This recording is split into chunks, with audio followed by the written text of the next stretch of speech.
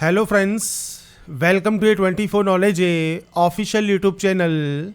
आज के इस वीडियो में हम बात करेंगे बिहार माध्यमिक शिक्षा पात्रता परीक्षा मीन्स एस्टेट 2025 का जो ऑनलाइन फॉर्म 19/9/2025 से आपका स्टार्ट हो गया है, जो कि अब 27/9/2025 तक आप इसमें आवेदन कर सकते हैं। कैसे आपको इस फॉर्म को अप्लाई करना है, इसके स्टेप बाय स्टेप प्रोसेस के बारे में हम बात करने वाले हैं इस वीडियो में। अप्लाई करने से पहले फ्रेंड्स इसका जो डिटेल नोटिफिकेशन है वो आप रीड आउट ज़रूर कर लें। आपको यहाँ पर फ्रेंड्स इससे रिलेटेड जो भी जानकारी चेक करनी है, आपको सब्जेक्ट वाइज, आपके फ्रेंड्स पेपर वाइज आपको सारी वैकेंसीज देखने को मिल जाती हैं, आपकी एलिजिबिलिटी कंडीशंस आपको देखने को मिल जाती हैं और साथ में फ्रेंड्स आपको एज लिमिट देखने को मिल जाएगी। अब यहाँ पर फ्रेंड्स नोटिफिकेशन को आप रीड आउट कर सकते हैं। साथ में फ्रेंड्स इससे रिलेटेड जो जानकारी है वो फ्रेंड्स मैंने आपको jobrasa.com पर अवेलेबल कराई हुई है, वहाँ पर जाकर आप इसकी डिटेल्स को चेकआउट कर सकते हैं।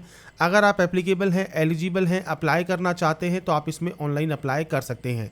अब बात करते हैं कैसे आपको इस फॉर्म के लिए अप्लाई करना है। और इस वीडियो को स्टार्ट करने से पहले अगर अभी तक आपने हमारे चैनल को सब्सक्राइब नहीं किया है, सब्सक्राइब करें, शेयर करें, लाइक करें, जिससे आपको आने वाली सारी अपडेट्स मिल सके।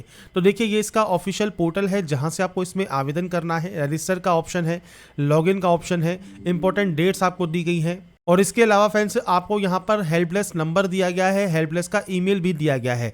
अगर आपको कोई भी समस्या है, कोई भी क्यूरी है तो आप दिए गए हेल्पलेस नंबर पर संपर्क कर सकते हैं। अब बात करते हैं, सबसे पहले आपको यहाँ पर करना होगा रजिस्ट्रेशन। तो आप रजिस्ट्रेशन टैब पर क्लिक करेंगे।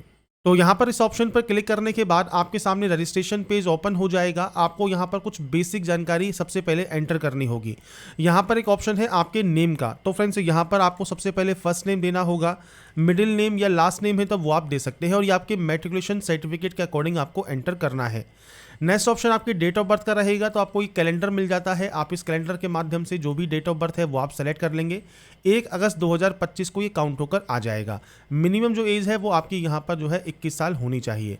इसके बाद आपका जेंडर है, जेंडर सेलेक्ट कीजिए। आपका मोबाइल नंबर है, आपकी मेल आईडी है, ये आपको यहाँ पर एंटर करना है। मोबाइल नंबर और मेल आईडी एंटर करने के बाद एक ऑप्शन है जनरेट ओटीपी का। आप इस ऑप्शन पर क्लिक करेंगे और एक ओटीपी जनरेट करेंगे। इसके बाद फ्रेंड्स यहाँ पर देखिए आपके पास एक ओटीपी आएगी। वो ओटीपी आपको यहाँ पर एंटर करना है। ओटीपी एंटर करने के बाद सिंपली वैलिडेट करना है। ओटीपी वेरीफाइड हो जाने के बाद आप यहाँ से आई एग्री करेंगे और इसके बाद इस कैप्चा कोड को आपको फिल करना है और उसके बाद फ्रेंड्स आपको रीवेरीफाई पर क्लिक करना है। रीवेरीफाई पर क्लिक करने के बाद आपके सामने फ्रेंड्स आपने जो भी डिटेल्स फिल की हैं वो आपको यहाँ पर शो होंगी। आपको यहाँ पर सिंपली इसे डिक्लेयर करना होगा और डिक्लेयर करने के बाद अगर आपको लगता है मान लीजिए कोई गलती है तो एडिट कर लीजिएगा, नहीं तो आप यहाँ से सबमिट करके रजिस्ट्रेशन को कंप्लीट कर लेंगे। इसके बाद फ्रेंड्स जैसे ही आपका रजिस्ट्रेशन कंप्लीट होगा आपको आपका रजिस्ट्रेशन नंबर या एप्लीकेशन नंबर आपको देखने को मिल जाएगा। आपको यहाँ पर एक ऑप्शन मिलता है गो टू एप्लीकेशन का। आप इस ऑप्शन पर क्लिक करेंगे फॉर्म को अप्लाई करने के लिए। तो यहाँ पर फ्रेंड्स आगे की प्रोसेस को स्टार्ट करने से पहले मैं आपको जानकारी प्रोवाइड करने वाला हूँ कि अगर आप बिहार एस्टेट 2025 मीन्स माध्यमिक शिक्षा पात्रता परीक्षा के लिए अगर आप आवेदन कर रहे हैं और आप इसकी तैयारी कर रहे हैं तो आप फ्रेंड्स इसका देखिए जो ई बुक PDF है प्रीवियस ईयर क्वेश्चंस के साथ वो आप परचेज कर सकते हैं 99 रुपीज़ में।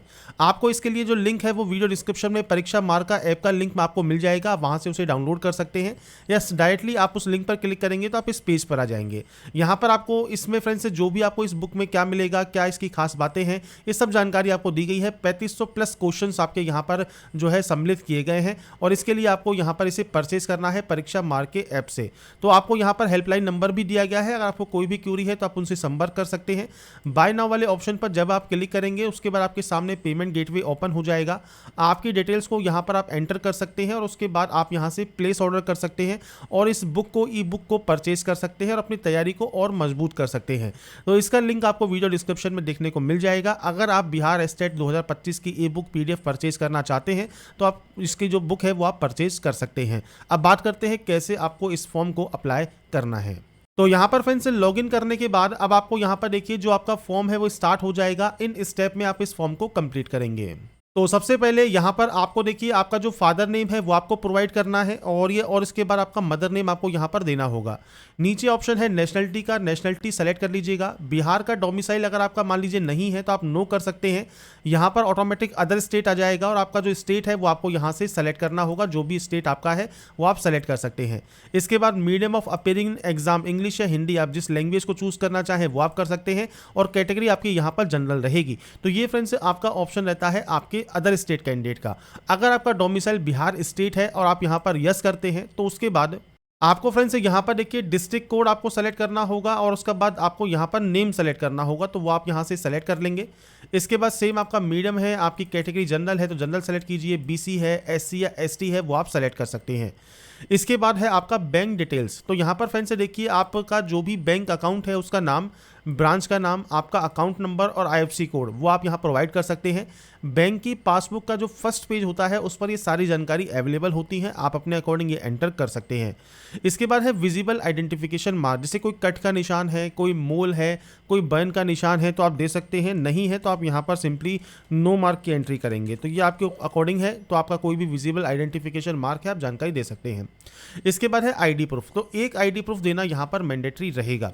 अब यहाँ पर फ्रेंड्स देखिए अगर आपके पास मान लीजिए पैन कार्ड है, आप पैन कार्ड वाले ऑप्शन पर यस करते हैं तो pan card number, pan card पर नाम क्या है वो आपको देना होगा। डीएल मान लीजिए आप देते हैं तो डीएल का लाइसेंस नंबर क्या है, नाम क्या है, डेट ऑफ इशू क्या है, वैलिडिटी क्या है ये आपको देनी होगी, इशूइंग अथॉरिटी क्या है वो आपको देना होगा। टाइप ऑफ ड्राइविंग लाइसेंस कौन सा है वो आप यहाँ पर सेलेक्ट कर सकते हैं। इसके अलावा अगर आप वोटर आईडी यूज़र है तो वोटर आईडी आप यहाँ पर दे सकते हैं। अगर आपके पास पासपोर्ट भी है तो आप पासपोर्ट की जानकारी दे सकते हैं। आपके पास फ्रेंड्स बैंक की पासबुक है जिसपे फ़ोटो भी अटैच हो तो आप उसकी जानकारी दे सकते हैं, नाम और अकाउंट नंबर। इसके अलावा फ्रेंड्स कोई other valid government ID proof है तो वो आप यहाँ पर दे सकते हैं। तो इनमें से कोई एक आईडी प्रूफ आपको देना ज़रूरी रहेगा। इसके बाद आप इस वाले ऑप्शन को टिक करेंगे और उसके बाद सेव एंड नेक्स्ट कर देंगे।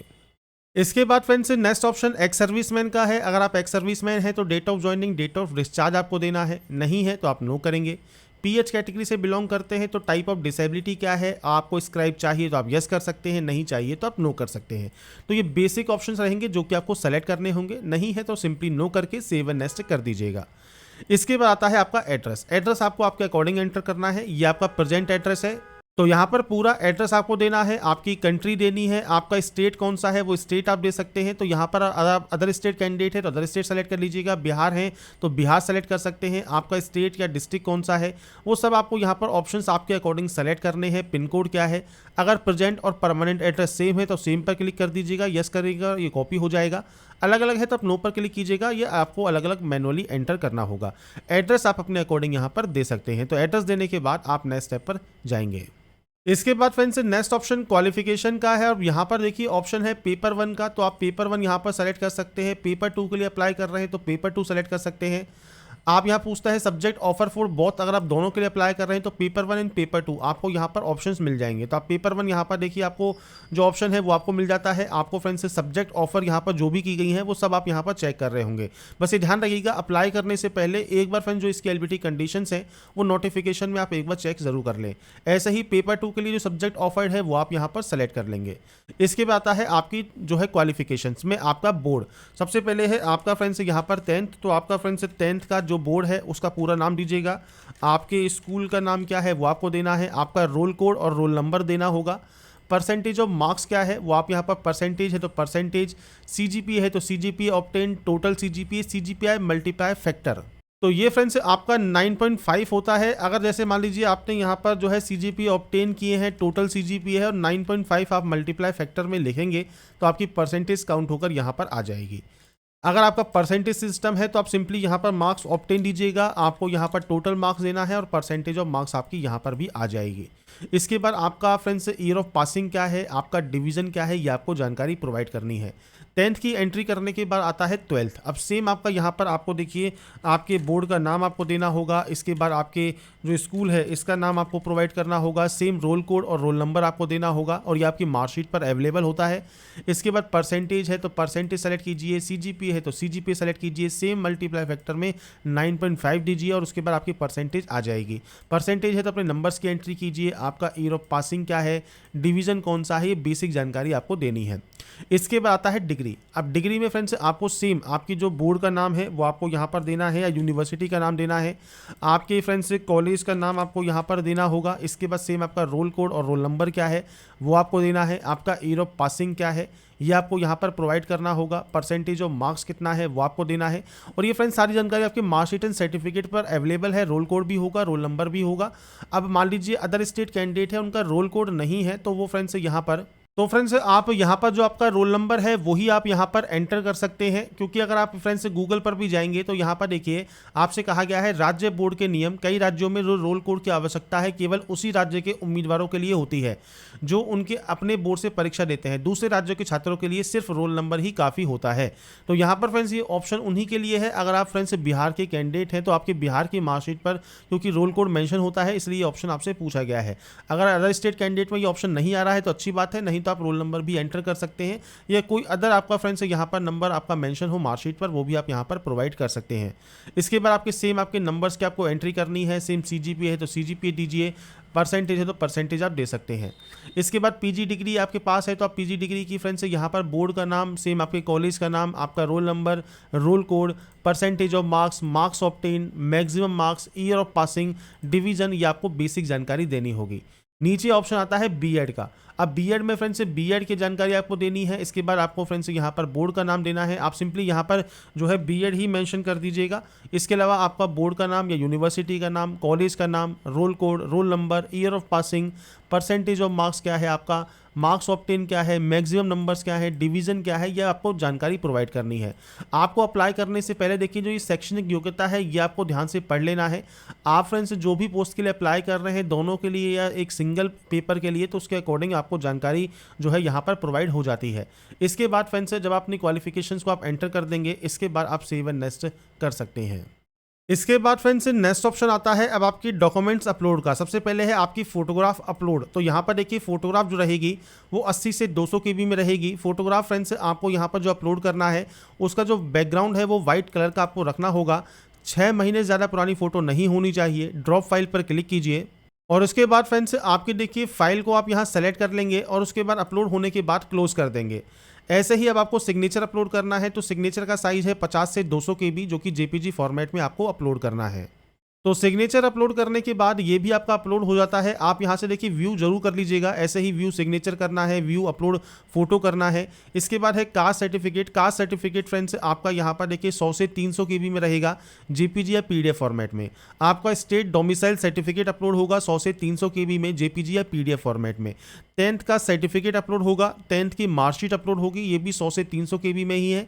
12th का सर्टिफिकेट, 12th का मार्कशीट, इसके अलावा डिग्री का सर्टिफिकेट, डिग्री की मार्कशीट, आपका बीएड का सर्टिफिकेट, इसके अलावा आपकी पीजी डिग्री का सर्टिफिकेट और पीजी डिग्री की मार्कशीट, ये सब आपके यहाँ पर अपलोड होंगी।